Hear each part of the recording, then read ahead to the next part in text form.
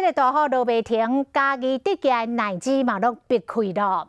这个竹崎乡的奶子一般拢是伫个6月来采收，即摆现就要大丰收咯。想袂到顶礼拜连饼大雨，家己要收成的奶子伤一个真正力。这个树仔顶结一挂一挂的奶子，拢来闭开、裂开，果农的损失惨重。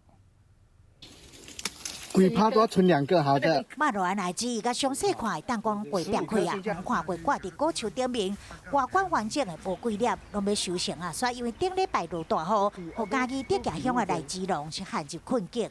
落雨落，咱超规个拢准备湿超6、7成条。已经洗药啊，肥料拢真个拢开落啊，讲反正收无啥成，咱来看农民的心声。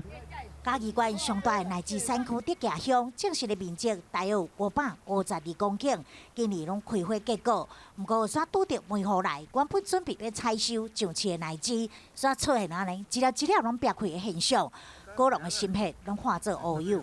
下早起来才看到，先早去甲农业科反映讲，哦，真正农民真正足可怜的，奶子闭了，唔知要安，所有成本拢下落去啊。 也唔知要安怎。不过，竹崎乡奶子无收成的面积是4.75公顷，无符合救助的标准。但是，县府已经规划安排现地勘查，争取相关的补助，减轻农民的损失。